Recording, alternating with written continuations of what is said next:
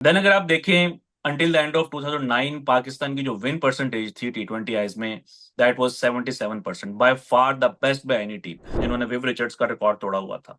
Then 2007 का world cup होता है एंड ही वाज ड्रॉप्ड। उन्होंने बड़ी इंटरेस्टिंग बात है की शो पे कि आप हर सीरीज को और हर मैच को जिंदगी और मौत का मसला बना के क्यों खेलते हैं। कि पाकिस्तान में जो प्लेयर रेस्ट करता है वो फिर रेस्ट इन पीस हो जाता है। Hello and welcome to Cricket on Loop. मैं हूँ रोहा Nadeem. We're back with another episode, and this one will be all about the recently concluded T20 series between Pakistan and Australia. हमने अपने previous shows में काफी build up किया था इस white ball tour का, इसकी importance का, relevance का, and after the great results in the ODI series, all of us fans were hoping for a similar result for the T20 series. क्योंकि पाकिस्तान टीम इतने अच्छे कॉन्फिडेंस में थी, मोमेंटम अच्छा था, but what went wrong, what actually could not work out for Pakistan in this three match series. बहुत सारी changes भी हुई थी, बहुत सारे variables भी रहे थे, so we'll talk about all of those in this episode. I'm joined by the usual Mazhar Arshad from some part of the world once again. Mazhar, assalamu alaikum, great to have you as always. पहले तो ये बताएं T20 series का result 3-0 expect कर रहे थे, specially after that performance in the one day series, and how Pakistan were ticking all the boxes in that format. And T20 format में historically Pakistan tend to do better, and there are more nail biters when it comes to matches. But were you expecting a 3-0 loss? I think 3-0 तो नहीं expect कर रहा था, ये भी नहीं expect किया जा रहा था कि पाकिस्तान इतना कन्विंसिंगली हार जाएगा, क्योंकि ऑस्ट्रेलिया की जो टीम थी वो काफी वीक थी। वनडे की तो फिर उनकी थोड़ी सी बेहतर टीम थी in the first two ODIs. तो एक आई थिंक के अलार्मिंग सिचुएशन है वंस अगेन फॉर पाकिस्तान, कि इतनी वीक टीम के अगेंस्ट भी जो है आप इतना कन्विंसिंगली हार रहे हैं। वनडे क्रिकेट में ये होता है कि एक बॉलर अगर अच्छी फॉर्म में है, आपके दो तीन बॉलर्स अगर आपकी अच्छी फॉर्म में है, तो उनका जो इम्पैक्ट है वो बहुत ज्यादा होता है। यानी कि अगर दो बॉलर्स अगर अच्छे स्पेल कर दें, जिस तरह के हारिस रऊफ ने किया, शाहीन ने किया, तो आप अगली टीम को जो है वो 150 200 के ऊपर ऑल आउट कर सकते हैं। T20 क्रिकेट के अंदर बॉलर्स जो हैं वो एक लिमिटेड इम्पैक्ट ही क्रिएट कर सकते हैं, क्योंकि सिर्फ 4 ओवर्स होते हैं। उसमें अगर वो दो तीन विकेट्स ले भी लें तो बाकी के उनके पास फिर भी जो है आपके पास 5-6 बैटर्स होते हैं। तो आपके जो बैटर्स हैं उनको स्टेप अप जो है वो करना होगा। तो क्योंकि बैटिंग में बहुत बड़ा फेलियर हुआ है पाकिस्तान का और सालों से होता आ रहा है, तो इस वजह से जो है शायद पाकिस्तान 3-0 ये सीरीज हार गया। आई थिंक मजर हमारे शो का जो नाम है ना वो बड़ा एप्ट है, बड़ा एक्यूरेट है for what it represents, cricket on loop. And I feel like हम वही बातें बार बार लूप में करते रहते हैं when it comes to this team. क्या वजह हारे हैं जी? बैटिंग की वजह से हारे हैं. क्यों हारे हैं? बैटिंग की वजह से हारे हैं. चाहे इधर हार रहे हैं, चाहे दुनिया में कहीं भी हारे हैं, इट सीम्स लाइक एक ऑन गोइंग एक लूप चल रहा है that Pakistan team are unable to break out of regardless of the format. आप टेस्ट में भी देख लें, इट इज ऑलवेज द bowlers who have stepped up, जिनकी वजह से हम बहुत मेमोरेबल मैचेस या सीरीज जीते हैं. रीसेंट एग्जांपल्स आपके सामने हैं. And somehow it always just comes down to the batters unable to step up. Even though हमने अभी इस सीरीज में देखें तो there were some positive as well. Babar Azam की वो लास्ट जो मैच में उनका नॉक था, लेकिन वही है बात के जहां पे जरूरत होती है for others to step up and create that impact. जैसे आपने अभी कहा कि अगर एक आधा अर्ली ऑन आउट हो भी जाए तो अच्छी टीम्स जो है उनके पास वो डेप्थ होती है कि वो later on in the match जितवा सके. पाकिस्तान के पास वो डेप्थ क्यों नहीं है बैटिंग में, डिस्पाइट हैविंग सच नेम्स जिनको हमने इस सीरीज में मौका दिया. हमने उस्मान खान के लिए भी एक रोल बना लिया, उसके बाद हमने नए नामों को भी दिया, सलमान अली आका को भी हमने प्रमोट किया है. But what is the reason why it is always the batting that lets us down? I think इसमें बहुत बड़ा जो फेलियर है वो सिलेक्शन का है, कि आप जब 5-6 ओपनर्स जो हैं अपने बैटिंग लाइनअप में डाल लेंगे, तो फिर जिन लोगों ने टीम खिलानी है, यानी कि कोचेज हो या कैप्टन हो, तो उनके तो हाथ बंधे हुए हैं। अब वो तो आपने तो उनको मजबूर कर दिया है कि जो ओपनर्स हैं आप उनको मिडिल ऑर्डर में खिलाएं। अब किसी मैच में हसीबुल्ला मिडिल ऑर्डर में आ रहा है, किसी मैच में पास में हमने देखा साहिबजादा फरहान नीचे आ रहा था। देन इवन उस्मान खान जो हैं वो एक टॉप ऑर्डर बैटर हैं, वो नीचे आ रहे हैं। तो जब आपके सारे ही ओपनर्स हैं और आपकी डोमेस्टिक क्रिकेट के अंदर सिर्फ ओपनर्स को ही सेलिब्रेट किया जाता है, जिसके सबसे ज्यादा रन हैं वो हमारी नजर में सबसे अच्छा बैट्समैन है, लेकिन जिसकी एवरेज जो है वो 19-20 की है, वो हमें नहीं पसंद आता कि ये तो इनकंसिस्टेंट है। तो पाकिस्तान के लोगों को तो बस ये है कि हर मैच में जो है वो 40-50, बस 50 होता रहे किसी तरीके से, तो वो जो है हमारी नजर में बेस्ट बैट्समैन है। तो जब तक ये वाली, मैं जिस तरह आपने बात की कि वाकई ऑन द लूप चल रही हैं चीजें पिछले 3-4 साल से, जब तक इस मेंटेलिटी को आप चेंज नहीं करेंगे, जब तक आप इस कल्चर को चेंज नहीं करेंगे, आप भूल जाएं कि आपकी टीम जो है वो T20 में परफॉर्म करना तो दूर की बात है, वो अब तो ये सिचुएशन आ गई है कि जो लो रैंक टीम्स हैं आप उनके साथ भी compete नहीं कर पा रहे। You lost to USA in the world cup. तो आई थिंक कि ये सारा जो इसमें है वो आपका एक कल्चरल इशू है। जब तक आप एक चीज को एक्नॉलेज ही नहीं करेंगे कि हमारा बैटिंग का इशू है और हमें इस तरह के नहीं बैटर्स चाहिए मजीद, तो आप डायग्नोज ही नहीं कर रहे प्रॉब्लम को, तो उसका सोल्यूशन कैसे निकलेगा? तो यू थिंक कि सिलेक्शन की सबसे मेजर रिस्पॉन्सिबिलिटी है इस सीरीज लॉस में? 100%, क्योंकि जो अब आपके मतलब कि जो आपकी जो से हैं, जो कोचेज हैं, उनकी पास जो पावर्स हैं वो भी लिमिटेड हैं। तो जो सिलेक्टर्स हैं, जब उन्होंने सारे ओपनर्स सिलेक्ट कर लिए बैटिंग लाइनअप में, तो उसके बाद आप टीम को या रिजवान को आप कितना जो है उसमें ब्लेम, आप इसमें रिजवान को तो नहीं कह सकते कि भाई इसने गलत टीम खिलाई है। उसके पास जो प्लेयर्स है उसने उन्हीं के साथ खेलना था। तो उसमें फिर यही होना था कि आप जो है वो ओपनर्स जो हैं वो नीचे आके खेल रहे हैं, तो कैसे जो है वो आपके रन होंगे। राइट। एंड आई थिंक ये ऑन डिस्प्ले भी हमें नजर आया। अगर हम ऑस्ट्रेलिया के साथ कॉन्ट्रास्ट करें तो उनके बैटिंग में आपको ऐसे कौन से बैटर्स नजर आए इस सीरीज में जिनको सेलेक्टर्स उस गेम प्लान के साथ और उस लॉन्ग टर्म स्ट्रेटजी के तहत लेके आए टीम में कि they will form, they will become part of the Australian T20 side in the future, and they have different roles in the team. So not everybody up until number 5 is an anchor batter or is a certain kind of batter with a certain kind of strike rate. उसकी उसका वही role है। So Australia के हम कैसे example follow कर सकते हैं इसमें? देखिए, आपको टफ डिसीजंस लेने हैं। पाकिस्तान में स्टीव स्मिथ से तो बड़ा कोई नाम नहीं है इस टाइम। स्टीव स्मिथ जो है वो इस टाइम दुनिया के जो बेहतरीन प्लेयर्स हैं उनमें उनका शुमार होता है, और फॉर्म में भी हैं। उन्होंने बिग बैश के अंदर 2 सेंचुरीज की हैं, अभी यूएसए लीग के अंदर T20 क्रिकेट में वो परफॉर्म कर रहे हैं। बट ऑस्ट्रेलिया ने उनको साइडलाइन कर दिया है कि भाई हमें नहीं इस तरह के प्लेयर्स चाहिए बहुत ज्यादा। और वो जिन प्लेयर्स को प्रमोट कर रहे हैं they are the likes of Jake Fraser McGurk. अब फ्रेजर मगर्क एक ऐसे प्लेयर हैं जो कि आपको हर मैच में 50 रन नहीं करके देंगे। He is also struggling in in T20 eyes या इंटरनेशनल क्रिकेट में, उनकी उस तरह से परफॉर्मेंसेज नहीं है जो कि डोमेस्टिक क्रिकेट में है। बट ऑस्ट्रेलिया ने उनको बैक किया है, और वो ये कह रहे हैं कि ठीक है, आप हमें बेशक जो है वो 30-40 रन करके दें, लेकिन एक अच्छे स्ट्राइक रेट के ऊपर। और आप हम्म। देखें कि एडम जैम्पा ने भी जो बात की, कि उन्होंने बात की कि सिडनी के अंदर शुरू के जो 2-3 ओवर्स होते हैं उसमें जो टीम डोमिनेट कर जाती है उसको एडवांटेज होता है। और हमने देखा कि उन्होंने जितना एडवांटेज गेन किया था सेकंड T20 आई में, वो शुरू के 2-3 ओवर्स में किया था। देन आप टिम डेविड को देखें कि ही इज नॉट वेरी कंसिस्टेंट, बल्कि मुझे तो याद भी नहीं पड़ता कि उन्होंने ऑस्ट्रेलिया के लिए जो है कोई बहुत बड़ा मैच जीता हो। मे बी कोई लो की मैच हो अगेंस्ट वेस्ट या इंडीज, कोई इस तरह की परफॉर्मेंसेज हो। वर्ल्ड कप में, T20 वर्ल्ड कप में उनकी जो एवरेज है वो 20 से भी कम है। बट ऑस्ट्रेलिया को पता है उनकी इंपॉर्टेंस का, कि ये अगर 20-25 रन भी करेगा तो हमारे लिए कितने क्रूशियल होंगे। तो आपको इस तरह के प्लेयर्स को बैक करना है इन T20 क्रिकेट। अच्छा, इस सीरीज के अगर आप बैटिंग देखें हमारी तो जिन नामों को हमने मौका दिया है, जिसका आपने भी आइडेंटिफाई किया और थोड़ा सा हमने अपने ओपनिंग पेयर को भी ट्वीक भी किया। साहिबजादा फरहान को हमने ओपन करते हुए देखा, हसीबुल्ला खान को खेलते हुए भी देखा, उस्मान खान आए, इरफान खान आए। अब एक ये भी तो चीज हमें एक्नॉलेज करनी है कि not everybody playing in their first series, वो भी ऑस्ट्रेलिया में, they will be able to create that impact. Because अगर आप एक हाई रिस्क स्ट्रैटेजी के साथ खेल रहे हैं या आपका रोल एक हाई रिस्क रोल है, तो उसमें चांसेस है कि आप फेल भी होंगे। तो फैंस के अंदर तो वो पेशेंस, हमने बार बार इस शो में भी बात की है कि शायद वो उनको इनिशियली नजर नहीं आता because they want instant results. But क्या सेलेक्टर्स जो ये प्लेयर्स को लेके आए हैं, will they stick with these players now going forward? आगे जिम्बाब्वे की सीरीज भी है, that's also very important.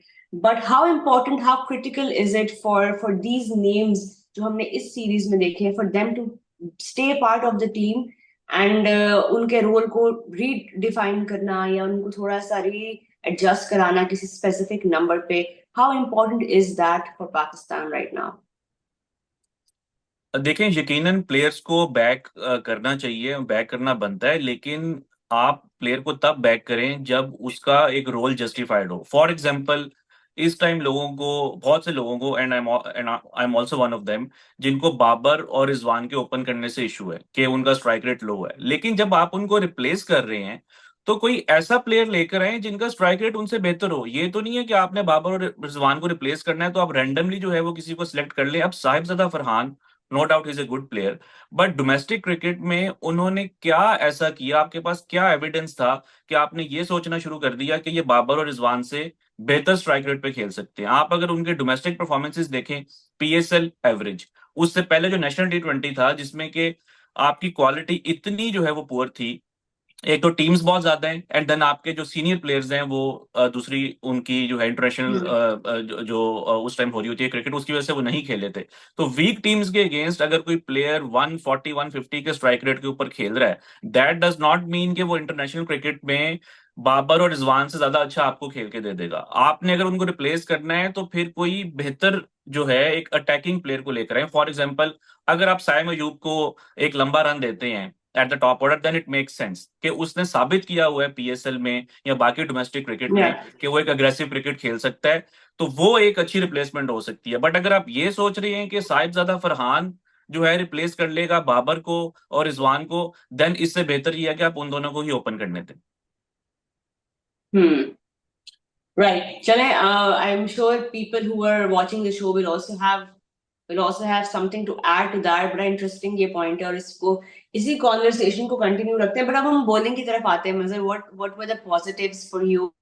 I mean, we all saw Haris Rauf, and once he is on song, it can make that difference. But unfortunately, T20 series में शायद वो difference नहीं बन सके between the two sides. But nonetheless, it's great to have Haris Rauf back in form because I mean he adds that much value to the team. How do you see this comeback of Haris Rauf, especially in Australia of all places, जहाँ पे उन्होंने अपना career start किया? देखें, हारिस का तो Australia में तो बड़ा जबरदस्त रिकॉर्ड रहा है शुरू से, बिग बैश हो, इवन टी20 वर्ल्ड कप में अगर आप वो दो जो डिलीवरीज थी टू विराट कोहली अगर आप उनको इग्नोर कर दें तो उनका टी20 वर्ल्ड कप भी बहुत अच्छा गया था। तो एक तो अच्छा है कि थोड़ा सा उनको शायद रेस्ट भी मिला हुआ था, ज्यादा उन्होंने क्रिकेट नहीं खेली तो अच्छे रिदम में भी लग रहे थे, पिचेस उनको सूट करती हैं। टी20 में एक मैच तो रेन अफेक्टेड था, सिर्फ 7 ओवर्स में, उसमें आप ज्यादा रीड नहीं कर सकते। और टी बाकी जो दो मैचेस थे, एक उनका अच्छा गया, एक उनका खराब गया। But I think overall Pakistan के लिए अच्छा है कि एक प्लेयर जो है जो कि आउट ऑफ फॉर्म लग रहा था उसका विकेट्स लेना, क्योंकि Haris Rauf is one of those players जो कि अभी जब स्क्वाड अनाउंस हुए थे, दो सीरीज थी ऑस्ट्रेलिया में और दो जिम्बाब्वे में, वो चारों स्क्वाड्स के अंदर हैं। तो इतने वो इंपॉर्टेंट प्लेयर हैं कि पाकिस्तान उनको इस टाइम हर सीरीज के लिए जो है वो कंसिडर कर रहा है। तो आई थिंक एक खुशआइन बात है हारिस के लिए भी, पाकिस्तान टीम के लिए भी, कि वो एक अच्छी फॉर्म में है और मतलब प्रॉपर इम्पैक्टफुल वो परफॉर्मर है। जहां पे हारिस रऊफ का एक अच्छा स्पेल आएगा वो आपके लिए जो है मैच को वहां पे जो है वो उसको फिनिश कर देंगे, और हमने ओडीआई सीरीज में देखा भी है। तो आई थिंक अच्छी चीज है हारिस के लिए भी और पाकिस्तान के लिए भी। And not too long ago उनको सेंट्रल कॉन्ट्रैक्ट नहीं दिया गया था। उनको अभी जो हमारे सबसे इम्पोर्टेंट प्लेयर हैं, जो चारों स्क्वाड्स का भी हिस्सा हैं, जो लीडिंग विकेट टेकर में प्लेयर ऑफ द सीरीज भी थे ओडीआई सीरीज में, not too long ago we remember how things were for Haris Rauf and suddenly now he is back and he is making headlines. ये चीज भी आई थिंक सिर्फ पाकिस्तान में होती है कि एक दिन एक प्लेयर को इतना ज्यादा sideline किया जा रहा होता है and then that player becomes the reason that you win in Australia after 22 years. I think आपने बिल्कुल ठीक इस चीज को पॉइंट आउट किया है। उस टाइम शायद पाकिस्तान क्योंकि ऑस्ट्रेलिया में वो अच्छा खेलते हैं तो पाकिस्तान ये एक्सपेक्ट कर रहा था कि वो ऑस्ट्रेलिया में जाकर टेस्ट सीरीज भी खेलें, और एक बड़ा वो इंटरेस्टिंग जो है वो उनको ऑफर दी गई थी कि हम आपको डेली के जो है वो शायद 11 ओवर्स करवाएंगे या 15 ओवर्स करवाएंगे, मुझे एग्जैक्ट फिगर नहीं याद। बट पाकिस्तान की मैनेजमेंट ने उस टाइम ये बात की थी कि हम आपको ज्यादा ओवर्स नहीं करवाएंगे, विच आई डोंट नो कि आप इसको कैसे प्लान कर सकते हैं कि आप किसी बॉलर को कहेंगे आप टेस्ट मैच तो खेलोगे लेकिन हम आपको सिर्फ इतने ओवर्स करवाएंगे। तो वो आई थिंक थोड़ी सी एक अनयूजुअल डिमांड थी या एक्सपेक्टेशन थी हारिस से कि वो टेस्ट क्रिकेट खेलें, उन्होंने उसके ऊपर मना किया। तो फिर वो सेंट्रल कॉन्ट्रैक्ट भी खत्म हो गया और एक एक वक्त तो लगता था शायद टीम से भी बाहर हो जाएंगे, बट एनीवे अच्छी बात है। एक तो आकिब जावेद का भी होना उनके लिए बहुत अच्छा है क्योंकि वो लाहौर कलंदर्स में भी उनको जानते हैं, उनके डेवलपमेंट प्रोग्राम से आए हैं, उनकी इंपॉर्टेंस को जानते हैं। तो आकिब जावेद की फॉर्म में पहले एक सेलेक्टर और अब एक अच्छा कोच भी जो है वो उनके पास मौजूद राइट, इसी पे अब आते हैं। Mister Aqib Javed will be the new white ball coach of the Pakistan cricket team. That's a big role. And ये पहली दफा नहीं हुआ कि एक हेड कोच जो बने हैं वो एज अ सेलेक्टेड भी सर्व कर रहे हैं। और आपने भी आइडेंटिफाई किया, of course it's good for Haris Rauf and his growth and his future and his इस तरह भी हमने उनको इस सीरीज में देखा, शाहीन को इस सीरीज में देखा। I mean, no doubt, there is no doubt that Lahore Qalandars have played such a critical part in both these careers. But now Akib Javed is responsible for the entire Pakistan team. He will be answerable for the entire Pakistan team. क्या लगता है मजहर, अब ये किस type की cricket अब हम खेलेंगे? क्योंकि बहुत टाइम के बाद जाके एटलीस्ट होम पे हमने एक एक तरह से चीजें सॉर्ट आउट करना शुरू की हैं। शायद now we have some answers that we didn't have for a long time. लेकिन क्या लगता है अब अपकमिंग जो सीजन अब रहता है, स्पेशली फर्स्ट चैंपियंस ट्रॉफी सबसे बड़ा इस वक्त उनके लिए होगा, milestone to I. what do you think is going to happen next in Pakistan's white ball era? देखिए अभी तो एक जिम्बाब्वे सीरीज है जिसको मेरा ख्याल है कि पाकिस्तान को इस सीरीज को भी लाइटली नहीं लेना चाहिए। आपकी जो टीम्स जो खेलेंगी वो बहुत वीक टीम्स हैं, यानी कि आप फ्रिंज प्लेयर्स को ट्राई कर रहे हैं, जैसा मोहम्मद रिजवान है। वो T20 टीम में नहीं है और ODI टीम में जो है आपके सारे जो है मोरलेस नए प्लेयर्स होंगे। You will see the likes of Saim Ayub, Kamran Ghulam, Salman Agha. उसमें भी आपके जो सीनियर प्लेयर्स हैं वो मिसिंग है। आपका जो बॉलिंग अटैक है वो आई थिंक हारिस रऊफ होगा, हसनैन होंगे and may be Aamir Jamal. और चौथे जो बॉलर हैं वो शाहनवाज दहानी है। तो एक बिल्कुल आपकी एक आप कह लें कि यंग टीम है। तो उसमें चांसेस होते हैं कि आप हार सकते हैं अगर आप फ्रिंज प्लेयर्स के साथ खेल रहे हैं। तो जिम्बाब्वे अपनी होम कंडीशंस में जो है थोड़ी सी जो है वो इंटरेस्टिंग टीम हो सकती है। तो आई थिंक कि सबसे ज्यादा जो है ना वो पेशेंस का मुजाहरा करना होगा पाकिस्तान को कि अगर आप एक यंग टीम से सीरीज हार भी जाते हैं, दैट डज नॉट मीन कि आपके प्लेयर्स बुरे हैं या अब आप दोबारा से जो है इस तरह की चेंजेस कर दें कि अब जो है हम दोबारा जो है जो जो हमारा पुराना कॉम्बिनेशन अब हम उसके साथ जाएंगे। तो एक लर्निंग कर्व होगी ये पाकिस्तान के लिए भी, कोचेस के लिए भी। आकिब जावेद का आना नो डाउट एक खुशाइन चीज हो सकती है क्योंकि वो आई नो कि मे बी शायद वो बहुत ज्यादा लोगों में पॉपुलर नहीं है, बट उनका एक प्रॉपर कोचिंग बैकग्राउंड है। उन्होंने पाकिस्तान की अंडर 19 टीम को भी कोच किया हुआ है, वर्ल्ड कप भी जीता हुआ है, लाहौर कलंदर्स के साथ रहे हैं। इवन इंटरनेशनल लेवल के ऊपर वो पास्ट में भी पाकिस्तान के साथ एज ए कोच रह चुके हैं, UAE हो गया, श्रीलंका हो गया। तो उनका एक्सपीरियंस है। हाँ, जिस तरीके से कोचेस की चेंजेस हुई हैं कि सडनली गैरी कर्स्टन को रिमूव कर दिया गया देन आकिब आ गए, ये जो है वो एक ऑर्गेनाइजेशन के लिए या आपकी क्रिकेट के लिए अच्छा नहीं है कि आप बहुत ज्यादा बहुत जल्दी चेंजेस करते हैं। But as a coach I think Aqib जो हैं he can be very good choice, और स्पेशली जो प्लेयर्स हैं अगर उनके साथ कंफर्टेबल हैं तो। Yeah there was a lot of talk कि जब गैरी कर्स्टन का जो डिपार्चर था उसके बाद बहुत सारे नाम आ रहे थे और लोग यही बात कर रहे थे। ये एक वैसे ना एक कांस्टेंट मजर एक डिस्कशन है जो चलती रहती है पाकिस्तान में। तो ये है local coach foreign coach, local coach foreign coach, ये आई थिंक एक नेवर एंडिंग डिस्कशन है। बट लेट्स होप कि आकिब जावेद जो है he proves to be successful for Pakistan because we all know his vision. Lahore Qalandars के साथ उनको टाइम लगा थोड़ा, वो उनकी एक फ्रेंड उनकी टीम की एक शक्ल निकलने में टाइम लगा और वो स्ट्रक्चर और बैलेंस आने में। लेकिन once they got that formula तो we all saw what Lahore Qalandars did in the PSL। But आपने ये बात बड़ी इंटरेस्टिंग आइडेंटिफाई की है कि जिम्बाब्वे के साथ हम हार भी सकते हैं। So we need to be open to the possibility of losing because of the fact कि हमारी टीम इतनी इनएक्सपीरियंस्ड है, and this is a chance for all these players and specially for Salman Ali Agha, and you know we need to back these players instead of saying कि नहीं हम क्यों हारे हैं। इंडिया ने अभी T20 वर्ल्ड कप जीता और जीतने के बाद उन्होंने जिम्बाब्वे से T20 हारा earlier this year, but we all saw के उनकी लॉन्ग टर्म प्लानिंग और बाकी बड़ी टीम्स भी ऐसे टूर्स, ऐसे बायलैटरल सीरीज को एज अ लर्निंग अपॉर्चुनिटी लेते हैं। सो विद दैट अभी आई थिंक हमारा इस सीरीज का तो रिव्यू मजर खत्म हुआ है, but any breakthrough players और anything else you want to add from this recently finished T20 side that we can take forward towards the Zimbabwe series? जी बिल्कुल, आई थिंक जहाँ पे आई थिंक हार जीत तो होती है बट कुछ पॉजिटिव्स भी हैं।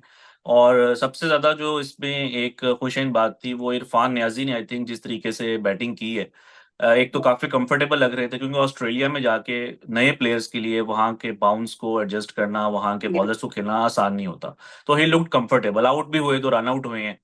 और आई थिंक के ही समबडी जो कि एक होता है ना कि जो हमें बहुत शौक है एंकर्स के साथ खेलने का, ही समबडी जो कि दोनों रोल्स कर सकते हैं, थोड़ा सा इनिंग्स को एंकर भी कर सकते हैं अगर कोई मुश्किल सिचुएशन है, जिस तरह भी था कि 4-5 जल्दी आउट हो गए, Yeah. एंड देन एंड पे आगे हिटिंग भी कर सकते हैं। But he is not a number 6 batter जो कि अभी पाकिस्तान ने, आई नो कि आहिस्ता आहिस्ता वो ऊपर आ जाएंगे, बट अगर आप उनको कोई 11-12 ओवर्स दें या 10 ओवर्स भी दें तो वो I think he can be very useful cricketer for Pakistan. अच्छे फील्डर भी हैं, हमने Yeah. देखा पीएसएल में he was the Yeah. Best fielder. And then दूसरा जो है वो सुफियान मुकीम। देखें इस टाइम जो है ना, इस तरह के जो बॉलर्स हैं, लेग स्पिनर आपका होना या रिस्ट स्पिनर होना किसी भी टीम में, जितनी भी सक्सेसफुल टीम्स हैं, आप इंडिया को ले लें, ऑस्ट्रेलिया को ले लें, इन सब के पास एक अच्छा रिस्ट स्पिनर मौजूद है।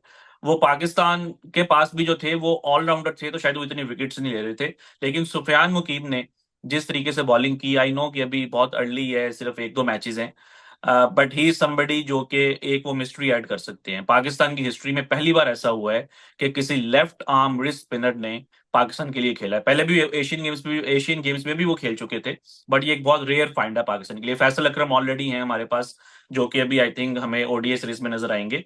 तो एकदम से दो लेफ्ट आर्म रिस्ट स्पिनर्स का आ जाना, ये थोड़ा सा पाकिस्तान के बॉलिंग अटैक में जो है एक वैरायटी जो है वो ऐड करेगा। तो आई थिंक ये जो है ना दो दो पाकिस्तान के लिए पॉजिटिव्स है। अच्छा मजहर, अब क्योंकि ये रिसेंट जो रिजल्ट आया है अगेंस्ट ऑस्ट्रेलिया 3-0, इसके बाद काफी चीजें दोबारा से ओपन अप हो गई है, काफी पुराने बॉक्सेस काफी ओपन अप हो गए हैं in terms of Pakistan record in T20s। We know historically, I mean there was a time 2007 onwards, 2009 World Cup, back to back, even up until 2021, 2022, we were doing great in the T20 format, especially in the World Cups. But I think in the last 2 years, something of some sort of a decline has been happening. I mean, correct me if I'm wrong. You know the numbers better than me, so आप इस पर थोड़ी अगर बात कर सके, is Pakistan declining in the shortest format? And if yes, what are the reasons for it? Because as fans, we always look forward to T20s because that is where Pakistan team is the strongest, and suddenly now we're just looking at these back-to-back results and thinking, what went wrong? देखिए decline तो बिल्कुल है, जैसे आपने point out किया कि पाकिस्तान ने पहले 2 वर्ल्ड कप्स जो थे T20 के, उनका फाइनल खेला था, एक जीते थे। आई थिंक 3 फाइनल्स भी हो सकते थे अगर वो माइकल हस्सी की वो इनिंग्स ना होती सेंट लूसिया के अंदर। देन अगर आप देखें until the end of 2009 Pakistan की जो विन परसेंटेज थी T20 आईज में, that was 77%, by far the best by any team. और पाकिस्तान वो टीम थी जिसने कि T20 क्रिकेट को शुरू से बहुत ज्यादा सीरियसली लिया था। When it started in England in 2003, उसके बाद साउथ अफ्रीका और श्रीलंका, इन दो टीम्स ने T20 टूर्नामेंट करवाया था। Then Pakistan, they were the fourth team. और हमने देखा कि तब जो नेशनल T20 होता था किस तरह पाकिस्तान में क्राउड्स आते थे। तो पाकिस्तान शुरू से ही जो है वो T20 क्रिकेट को सीरियस लेने वाली टीम थी। When lot of teams they didn't even want to send their team to the T20 world cup. India 2007 में बहुत रिलक्टेंट था कि वो उस वर्ल्ड कप में अपनी टीम को भेजे, लेकिन पाकिस्तान बहुत सीरियसली ले रहा था। और परफॉर्मेंसेज आपके सामने हैं, the likes of Shahid Afridi, Umar Gul, इनका बहुत बड़ा रोल था। एक जो बड़ी इंपॉर्टेंट चीज है इसमें वो ये है कि उस टाइम पाकिस्तान जो डिसीजन करता था T20 क्रिकेट में, क्योंकि उस टाइम स्टैट्स एग्जिस्ट नहीं करते थे T20 के, कोई रिकॉर्ड्स नहीं होते थे, कोई रैंकिंग्स नहीं होती थी, तो आप क्रिकेटिंग लॉजिक के ऊपर जो है वो डिसीजंस लेते थे। फॉर एग्जांपल 2006 में पाकिस्तान में सबसे बड़ा जो नाम था क्रिकेट में वो थे मोहम्मद यूसुफ, जिन्होंने विव रिचर्ड्स का रिकॉर्ड तोड़ा हुआ था। देन 2007 का वर्ल्ड कप होता है and he was dropped. Yusuf ने इस चीज को माइंड भी किया था कि वो एक बेस्ट प्लेयर हैं उस टाइम पे, और थे भी। बट पाकिस्तान ने ये रियलाइज किया कि इस फॉर्मेट में हमें, बेशक हमारा बेस्ट बैटर है पाकिस्तान के अंदर, इसने बहुत ज्यादा रन्स किए हैं, वनडे में भी किए हैं, बट T20 में वो सूट नहीं करता। अब वो चीज नहीं है पाकिस्तान में। Now the decisions that they make, they are based on emotions. Okay, इसकी सबसे अच्छी रैंकिंग है, इसकी हाईएस्ट एवरेज है, इसके मोस्ट रन है, इसको फलाना अवार्ड मिला है, let's put him in all the teams. ऐसे आपकी टीम्स नहीं होंगी। T20 एक स्पेशलाइज्ड फॉर्मेट है। आप बाकी भी टीम्स को देख लें जो सक्सेसफुल हैं, they have different teams, like most of their players they only play T20s या ODI क्रिकेट। तो आई थिंक कि ये जो एक फैक्टर है सिलेक्शन का, अपने इमोशंस को साइड पे रख के सिलेक्शन करना, ये बहुत इंपॉर्टेंट चीज है जिसको कि पाकिस्तान को उस तरफ वापस आना होगा। वरना जो करंट फॉर्म है, जो आपने डिक्लाइन की बात की, in the last 2 years, I think हमने शायद लास्ट शो में भी ये बात की थी कि Pakistan, they have not one a single match, single T20I match जिसमें कि आपकी कोई हायर रैंक ओपोनेंट्स हो, या जो सीरीज है वो ऑलरेडी अपना हार गए हो। तो ये आई थिंक एक बहुत ही अलार्मिंग सिचुएशन है अभी पाकिस्तान के लिए। Wow, I mean, every time we hear these stats, यकीन नहीं आता है कि ये पाकिस्तान टीम की बात हो रही है, बिकॉज T20s में हम अगर स्टैट्स ना भी पढ़े, एक माइंड में एक अजम्पशन रहती है कि T20s में Pakistan up until the last जो T2022 का वर्ल्ड कप फाइनल था, that Pakistan lost, we had no chance. I mean, उस वर्ल्ड कप को अगर आप देखिए, अगर आपको याद हो, तो it was a big surprise that we were through. I mean, it was still वही वाली बात है ना कि हमारे कुछ ऐसे प्लेयर्स उस वर्ल्ड कप में थे that weren't really expected to make the team, and then that happened, and then we reached the finals, and um it's just, आपने जो बात अभी आइडेंटिफाई की, logic, I think it's so important that along the years we just lost track of logic, and we रोहा मैं hope अब रोहा हम मैं नहीं आपसे lose कर मैं सकते हैं। आपसे एक हाइपोथेटिकल क्वेश्चन कर रहा हूँ। कैन यू इमेजिन कि आज के दौर में अगर यूसुफ एक्टिव क्रिकेटर होते, उन्होंने विव रिचर्ड्स का रिकॉर्ड तोड़ा होता, उनके पास आईसीसी अवार्ड्स होते, टेस्ट रैंकिंग में वो टॉप पे होते, और अगर उनको T20 से ड्रॉप किया जाता तो क्या बैकलैश आता? लेकिन तब क्योंकि सोशल मीडिया नहीं था, इस तरह की चीजें नहीं थी, लोगों को डिसीजंस लेने आते थे, तो आपकी जो क्रिकेट है वो बेहतर थी। अब इस टाइम हर चीज इट्स बेस्ड ऑन इमोशंस।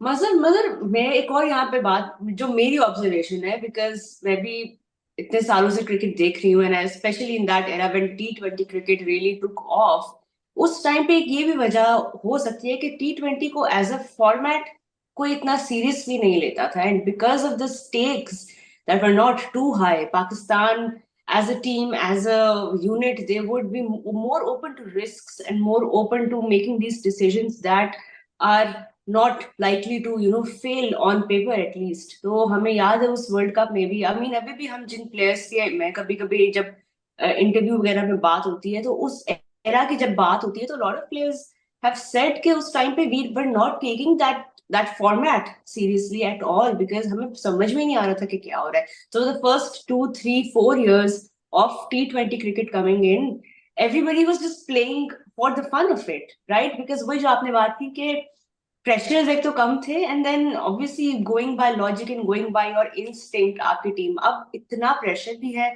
और अभी हम कुछ अर्सा, अभी कुछ दिन पहले, सॉरी, मैं रेहान उल हक के साथ, जो है, जो इस्लामाबाद यूनाइटेड के साथ होते हैं, and previously has served as manager of the Pakistan team, उन्होंने बड़ी इंटरेस्टिंग बात है की शो पे कि आप हर सीरीज को और हर मैच को जिंदगी और मौत का मसला बना के क्यों खेलते हैं? एक it's such a simple take on this entire thing.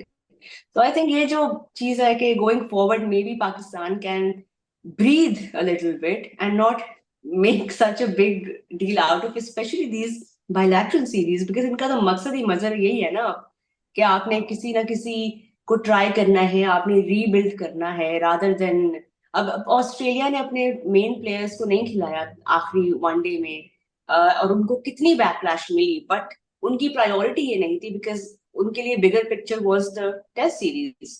ये चीज आपको लगता है पाकिस्तान कभी एट सम पॉइंट कर सकता है? आई मीन इट्स ग्रेट कि हमने इस जिम्बाब्वे सीरीज को इस तरह यूज किया है, but in the future specially bilateral series में क्या ये अप्रोच पाकिस्तान रख सकता है कि let's see the relevance of, let's take it one series at a time and see कि सीरीज की क्या रेलेवेंस है और फिर उसके मुताबिक आप डिसीजन लें? देखें, शॉर्ट आंसर इज नो, क्योंकि आपके कल्चरल डिफरेंसेस जो हैं वो बहुत ज्यादा हैं इंडिया में। जो है, अगर उनकी एक जूनियर टीम सीरीज हार जाती है तो बैकलैश आएगा, but that does not affect there decision making. Pakistan में जब बैकलैश आता है तो उसके ऊपर आपकी डिसीजन मेकिंग जो है वो अफेक्ट होती है। इसके ऊपर हम बेतहाशा बार जो है वो बात कर चुके हैं कि हम लोगों में पेशेंस नहीं है। नसीम शाह ने एक बड़ा उनका एक गोल्डन उनका कोट है कि पाकिस्तान में जो प्लेयर रेस्ट करता है वो फिर रेस्ट इन पीस हो जाता है। तो अभी आप ये देखेंगे, अगर आप किसी सीनियर प्लेयर को रेस्ट करवाते हैं जो कि इंपॉर्टेंट प्लेयर है, उसकी जगह कोई आके ऐसी एक मीनिंगलेस सीरीज के अंदर कोई बंदा 40-50 कर देगा तो वो फिर हीरो बन जाता है। तो वो आई थिंक कि हमारे अंदर पेशेंस नहीं है, और मुझे आता हुआ नजर भी नहीं आ रहा। और जो आपने बात की थी रेहान की, वो बिल्कुल ठीक है कि हम बहुत ज्यादा सीरियसली लेते हैं। और ये जो आपने पॉइंट आउट किया कि शुरू के 3-4 सालों में पाकिस्तान ज्यादा सीरियसली नहीं लेता था, यूनुस खान ने तो कह दिया था कि T20 cricket is like WWE, कि एक एंटरटेनमेंट है। तो ये भी एक बहुत बड़ा फैक्टर है कि प्रेशर नहीं होता था। एंड देन उस टाइम आप देखें, Shahid Afridi came to bat at number 3 in T20 world cup, जो कि उस टाइम ODI क्रिकेट में मिडिल ऑर्डर बैटर थे। एग्जैक्टली। तो आपको इस तरह के रिस्क लेने पड़ते हैं। इमरान नजीर अगर आज होते पाकिस्तान की क्रिकेट में एक्टिव क्रिकेटर होते, तो शायद जितना क्रिटिसिज्म उनको मिलता कि जी ये तो चला देता है, इसको तो बैटिंग नहीं करनी आती, हर टाइम छक्का चौका मार देता है, इसकी 20 की एवरेज है, तब ये चीजें नहीं थी। अब वो चीजें आ गई हैं। हर बंदा जिसको क्रिकेट का कुछ नहीं पता कि एक यंग प्लेयर T20 क्रिकेट में उसको 2-3 साल चाहिए डेवलप होने में, उसको 30-40 मैचेस चाहिए डेवलप होने में। एक यंग प्लेयर की मैं बात कर रहा हूँ जो कि without any first class cricket के एक्सपोजर के साथ आ रहा है, the likes of Saim Ayub आप कह लें, या hmm. Even to an extent Mohammad Haris. इन लोगों को 3-4 साल चाहिए फुली डेवलप होने में, और 40-50 मैचेस चाहिए, 30-40 मैचेस चाहिए। पाकिस्तान में इतना पेशेंस नहीं है। यहाँ पे 5 मैचेस के बाद या 2 मैचेस के बाद आपको रिजल्ट चाहिए। अगर आप उसमें नहीं परफॉर्म कर रहे, you are a bad player, you are out of the team. तो जब तक ये कल्चरल इश्यूज को हम नहीं एड्रेस करेंगे, आप भूल जाएंगे पाकिस्तान की जो है वो एक अच्छी T20 टीम हो सकती है। बिल्कुल आई एग्री विद दैट। और आपने जब भी एक थ्रो बैक दिया है इमरान नजीर का, इमरान नजीर जैसे उनकी जैसी फैन बेस भी जो है ना मैंने शायद नहीं देखी है, बिकॉज आई थिंक आपको किसी और प्लेयर का नाम लेना चाहिए था। Imran Nazir is one of those players जो मुझे नहीं लगता कभी भी वो इस तरह आप रेडियो लगाएं गाने गाड़ी गाड़ी में और वहां पे जब कॉल करते हैं लोग गाना रिक्वेस्ट करने के लिए, तो आई थिंक पूरी जिंदगी वो आतिफ असलम का आदत रिक्वेस्ट होता रहेगा, चाहे आप जिस मर्जी एरा में रह रहे हैं पाकिस्तान के। आदत विल नेवर गेट ओल्ड। उसी तरह similarly Imran Nazir will never leave the national conscious. He always be part of the pop culture and I नहीं, थिंक लेकिन सो रोहा, मेनी वो मैसेजेस। हम उसको रिलेट कर रहे हैं उस एरा के साथ जब इतना ज्यादा एनालिसिस हर जो है वो टॉम डिक एंड हैरी के पास जो है वो एनालिसिस नहीं थे। आजकल सोशल मीडिया के अंदर हर बंदा एक्सपर्ट है, जिसके 1000 फॉलोअर्स हो गए हैं, जिसके 500 सब्सक्राइबर्स हैं, वो अपने आप को एक्सपर्ट समझता है। And then they criticise. अगर इमरान नजीर आज के एरा में होते, आई कैन गारंटी यू कि उनके ऊपर भी इसी तरह का क्रिटिसिज्म होना था जो अभी साइम अयूब के ऊपर हो रहा है। साइम इमरान नजीर का कोई रिकॉर्ड T20 एज में एक्स्ट्रा ऑर्डिनरी तो नहीं है, उनके भी जो फेलियर्स हैं वो बहुत ज्यादा थे। बहुत। हाँ, बिल्कुल। डोमेस्टिक में वो अच्छा परफॉर्म करते थे, लेकिन डोमेस्टिक में तो बाकी प्लेयर्स भी जो है अच्छा परफॉर्म कर रहे हैं पाकिस्तान के, the likes of Saim Ayub, Mohammad Haris. तो आई थिंक के थोड़ा सा वो डिफरेंस आ गया है कि उस टाइम जो है वो डिसीजन मेकिंग इफेक्ट नहीं होती थी, अब डिसीजन मेकिंग इफेक्ट होती है जो सोशल मीडिया के ऊपर हो रहा होता है। चले अब ये ना हो इस एपिसोड को देखने के बाद इमरान नजीर वापस कॉन्वर्सेशन लाइव हो जाए और कोई पता नहीं पाकिस्तान में कुछ भी हो सकता है। So but Mazhar, thank you so much for your time and this is all we have for you in this episode. I hope you guys enjoyed watching. We will do a Zimbabwe series preview properly and of course we'll talk about जो नाम उस squad में है and what we can expect from that. But अपना तब तक बहुत ख्याल रखिए। Thank you so much for watching. Goodbye.